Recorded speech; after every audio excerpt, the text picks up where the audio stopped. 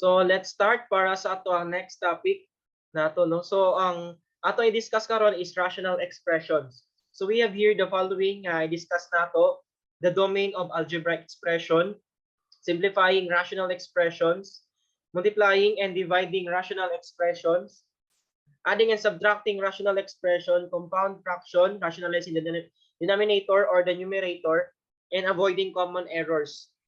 So kung naka-remember mo sa last meeting nato, na-discuss naman nato ang rational numbers, di ba? It involves fractions or ang duha nato ka algebraic expression nga nasa quotient is called fractional expression. So mo ni ang mga example nato para sa fractional expression.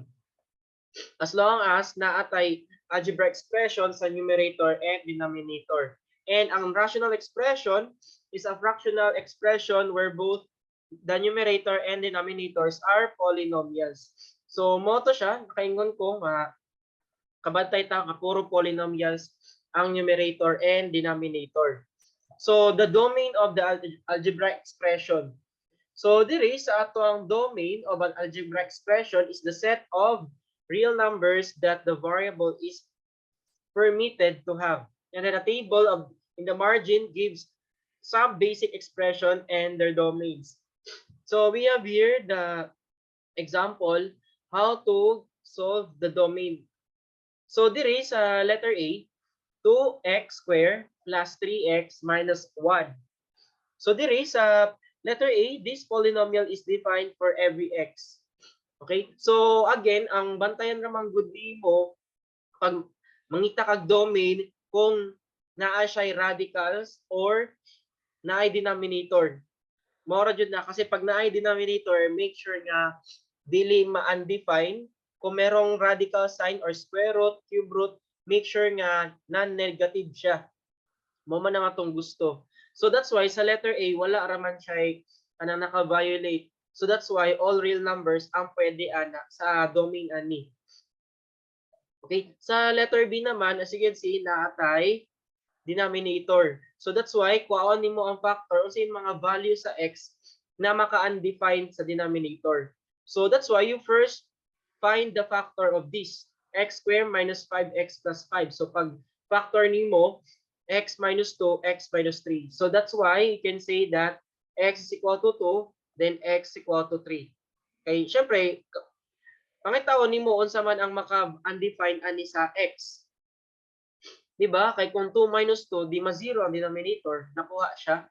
So that's why the domain of this, of course, that x such that x is not equal to 2 and x is not equal to 3.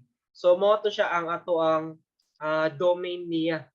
Okay? And yun nga, na-mention na ako diri, 1 over x. Okay? So ang 1 over x kay, again, bawal ba yung ma-undefined ang denominator. So x should not be equal to 0. Para sa square root, yun nga sinabi ko, pag meron tayong mga radical sign, should be non-negative. So that's why x is greater than or equal to 0. Make sure nga natay inani ha, nga natay braces and then kaning such that, kaning na slash, no, para sa descriptive phrase nato sa set. And of course kani should be greater than sa 0 ang x nato kay para dili siya ma-undefined pod. Okay? So next sa letter C nato, kung makita nato diri, dapat dili pwede ma-negative ang ato ang x and of course dili pwede 5. Okay, 5 minus 5 0, no? So x such that x is not equal to 5 and greater than or equal to 0. Mo na imong bantayan. Okay, that's the domain para sa ato ang x. So mora na imong bantayan para sa pagpangita sa domain nato, no? So next naman, simplifying rational expression.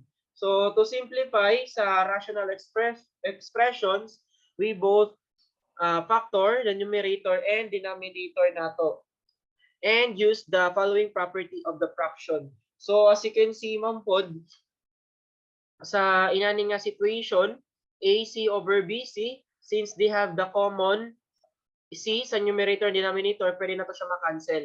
So that's what we call the cancel common factors from numerator and denominator. So next nato buhaton is simplifying rational expression by cancellation. Make sure you have the background na sa mga formulas, okay, sa mga factoring na na-discuss na ako. So kung mapansin nato, x squared minus 1, that is difference of two squares. So that is x minus 1, x plus 1. Para sa denominator, this is the try and error nga factor.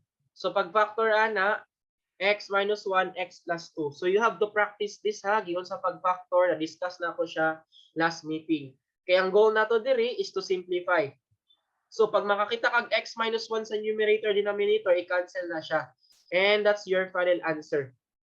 Okay, di na ka pwede mag-cancel og variable ha, bawal yan kasi meron tayong plus.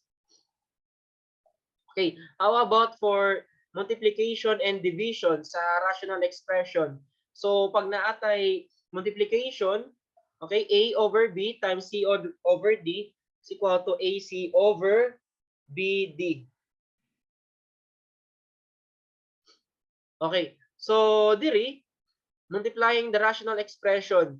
So kung makita nimo diri, medyo complicated tan-awon, no? Pero dali ra siya buhaton. Kaya nga naman, dapat nakaka-idea sa pag-factor para maka-cancel ta. So sa numerator, kani man siya, di ba? X squared plus 2x minus 3. So pangitaan ni o mga factor. Kani, naapod, factor out lang nimo ang common multiple ani.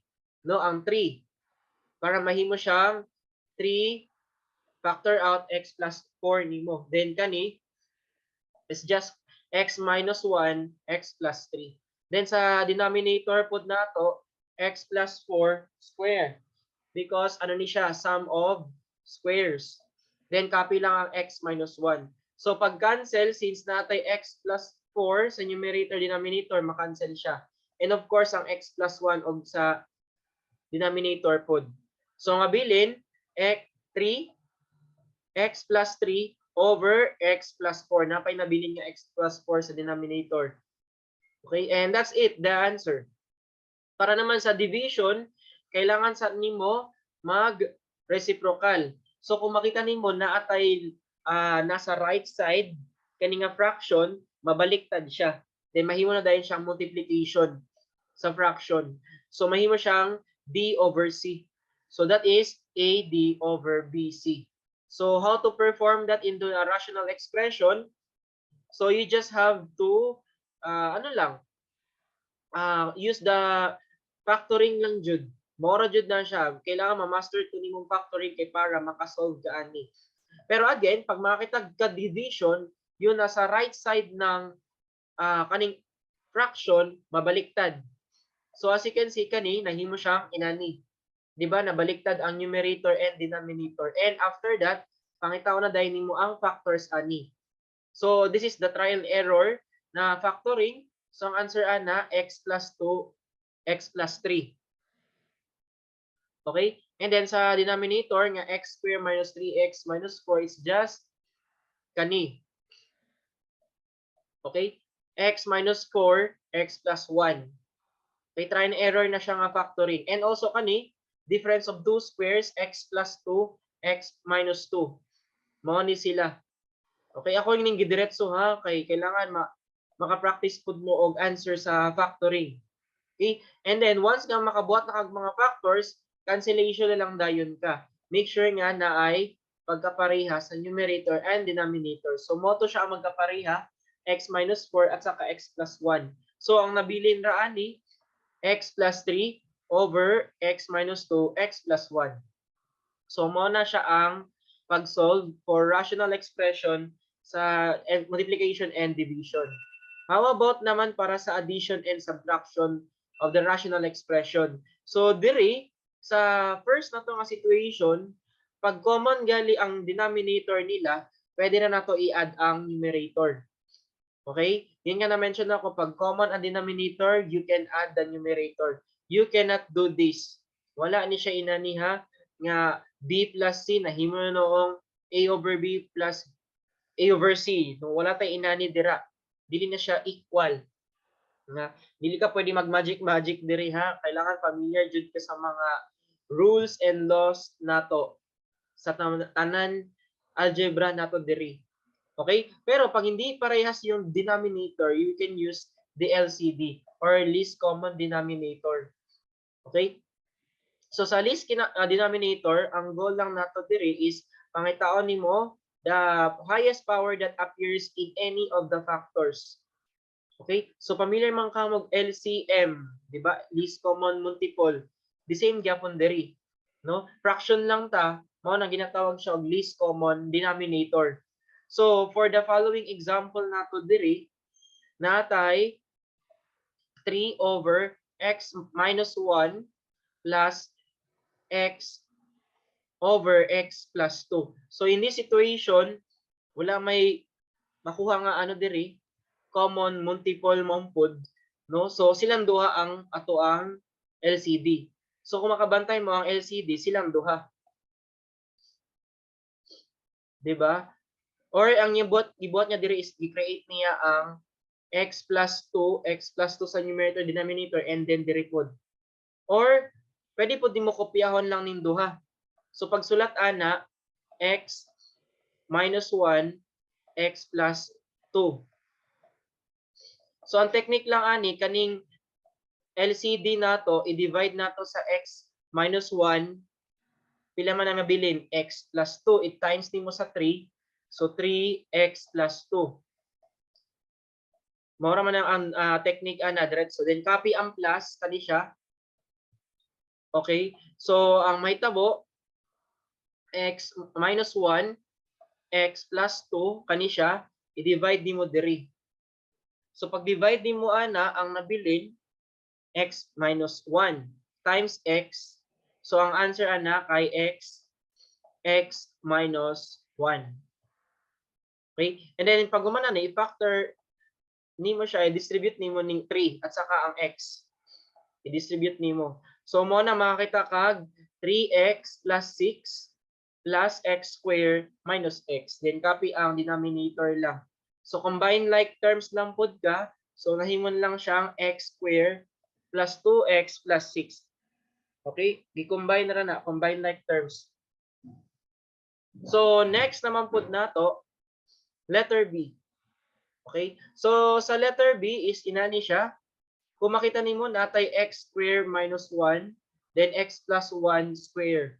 So kani siya ang x squared plus x squared minus 1 kay difference of 2 squared na siya, x minus 1 x plus 1. Nakuha siya plus 1. Dayon kanipod x plus 1 x plus 1. Okay? Mo ni ang pasabot aniha sa denominator, no? So how to write in the LCD? So pag LCD manggod yung magkapareha, masulat siya as 1. Kani, di ba ang x plus 1 ug x plus 1 diri magkapareha. So masulat siya as 1. Okay? So again, masulat siya as 1 x plus 1. Dayon ang nabilin, kopyahon na lang dayon nimo ang x plus 1 ug ang x minus 1. So your LCD x plus 1, dayon x minus 1. Mao na yung LCD. Nakuha siya. Or you can write this as x plus 1 squared, dayon x minus 1. Mao na yung LCD. So as you can see here, in the denominator nato, mao ning answer. X minus 1, then x plus 1 squared. Okay? So next naman pod, ang buhaton nimo ani kaning nakuha na to nga LCD, i-divide diri. No? Pag human i-times sa 1. 'Di ba? So this is x plus 1 x minus 1. So ang nabilin x plus 1 times 1 x plus 1. Minus, copy nimo ang minus kani siya.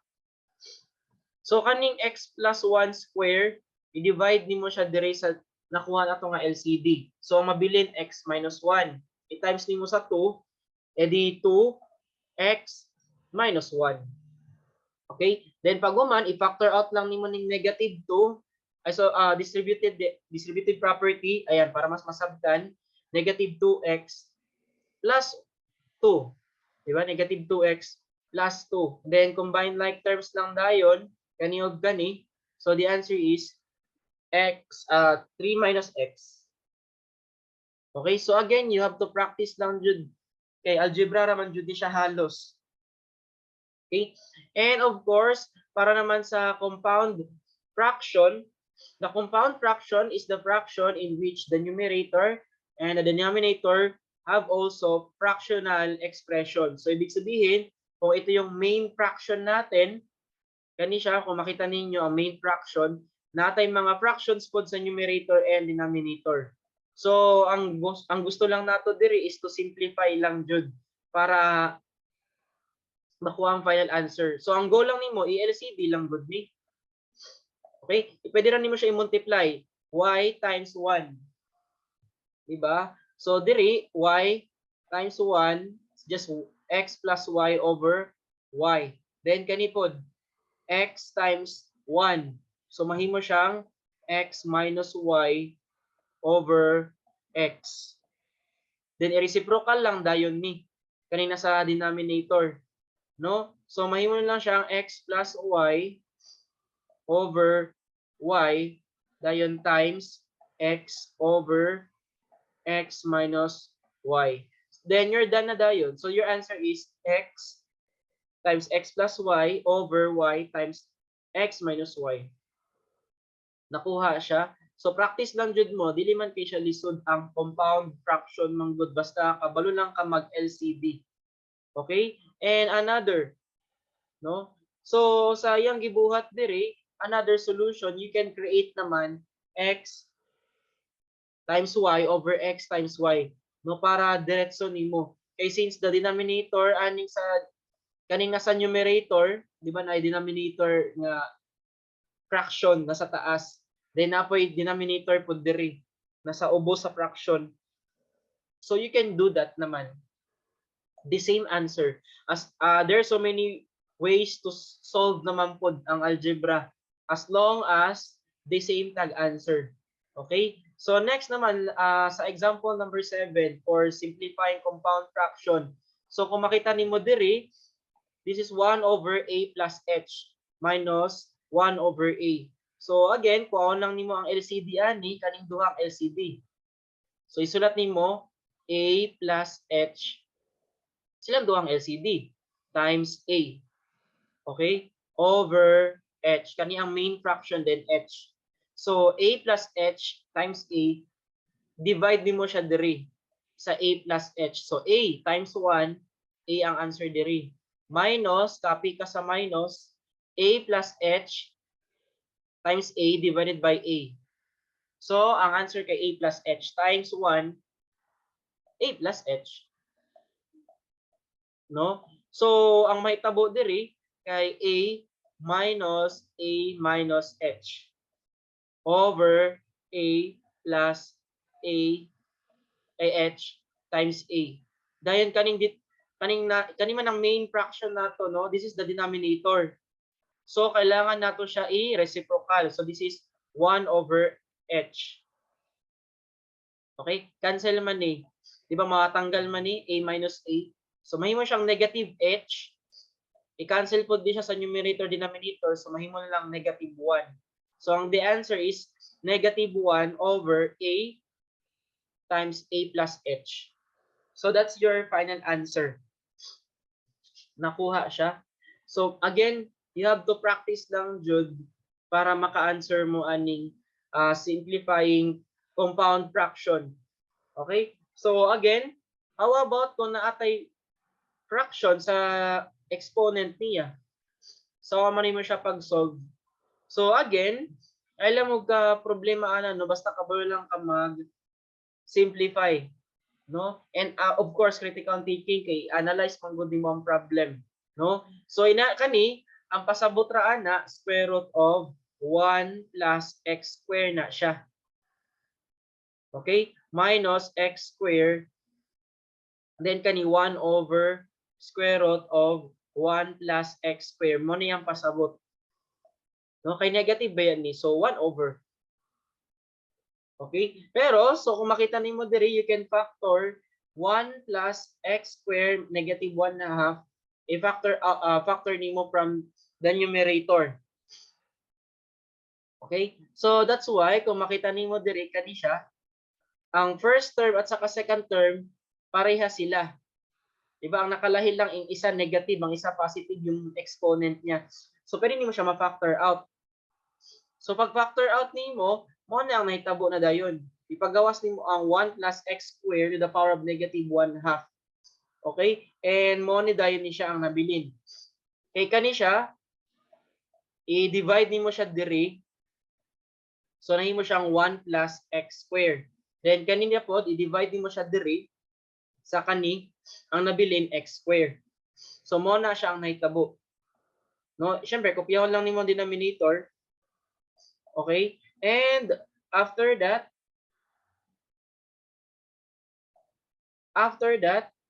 kani x squared minus x squared 1. So ang 1 kay mawala naman dayon siya. Kaya understandable 1 raman. So mawala ni. So mo na yang nabilin. Okay? And ginaog lang nimo ning negative 1/2. So ang pasabot lang ana 1 plus x squared 1/2. 1 plus times na siya 1 plus x squared to the power of 1. So may tabuan na 1 plus 1/2 3/2. Mo nang nahitabo sa kaninga exponent 3/2. Kopyahan lang nimo ning 1 plus x squared. Nakuha siya. You just have to add the exponents lang. Okay? So next naman po na to, rationalizing the denominator or the numerator. So meaning, pag makakita kang fraction, kung nasa numerator ba siya or nasa denominator, you have to rationalize. And ang challenge ani, you have to conjugate. Kay kung wala kay ma-factor manggod, mag-create ka or mag-conjugate kag radical. Okay? Using the special product formula 1. Okay, so gatong special product formula 1, that is the difference of 2 squared. So example, kung kanilang ang gihatag, you have to create also like this pero negative para mawala ang radical sign niya. So nahitabo a square minus b square times c. Or you can use FOIL method naman. Katong gitudlo na ko sa inyo, a plus b square root of c, a minus b square root of c. So kung makita nimo diri a square, then kanina po multiply nimo ni, that is plus a b square root of c. Then minus a b square root of c. Dayon kanina po ang i-multiply, that is negative b square c. So mo nang nabilin kay matanggal man ni siya, di ba? So a square minus b square c ang answer ana. So again, ang goal nato diri is to rationalize the denominator. So kung makakita kag inani nga problem, 1 over 1 plus square root of 2. So unsaon man nimo pag-solve ni nga naman tay square root. Ang goal nato is matanggal ang square root ana. So meaning mag-conjugate ka, rationalizing the denominator pero conjugate radical ang tawag. So kung makita nimo na ay plus, so mag-create ka diri nga minus 1 minus square root of 2. Anong minus? Because our goal diri is kailangan matanggal ang radical sign and kailangan mo gamit kag special product formula 1 or difference of 2 square. Critical thinking jud ni. Kay kung di ka kabalog inani, maglisod kag answer. Okay? So again, 1 plus square root of 2, kinahanglan nimo 1 minus, dili plus. Okay? Minus. Kay para pag answer nimo ni, di ba, sa may answer na 1 plus square root of 2, then 1 minus square root of 2. So ang answer ana 1 minus square root of 2 plus square root of 2. Dayon minus 2. Okay? So mahitabo, mahimo siyang 1 minus 2 na lang ang nabilin. Kaning naa diri. 1 minus 2. And then of course, 1 times 1 minus square root of 2, kopyahon lang nimo ni. Nasa numerator niya. And then 1 minus 2 is negative 1. Okay? So the answer is square root of 2 minus 1. Ang gibuhat lang niya is just negative 1 minus square root of 2. Gidistribute lang ang negative. Mo na inani answer. Nakuha siya. Okay. So next naman po na to, number 10 nga example, rationalizing the numerator. So pag sa rationalized numerator, ang pasabot niya, kailangan dili mag-radical sign or walay dapat square root, cube root, or any roots or radical sign na sa numerator. Kani kay rationalizing the denominator man ang kaninga problem. Dapat walay radical sign sa denominator. Na-gets na siya? So ang buhaton nimo, the same gyapon ng situation. Kung makita nimo dire, square root of 4 plus h minus 2, you have to create conjugate radical using special product sa difference of 2 square. So kung positive di siya, kung negative siya, positive dapat. So 4 plus h plus 2. The same gyapon diri. Square root of 4 plus h plus 2. So mo na ang imong nakita diri sa iyang denominator. Okay? At saka sa numerator o iyang gi-create. And then, ang may tabo, i-multiply man nimo ni.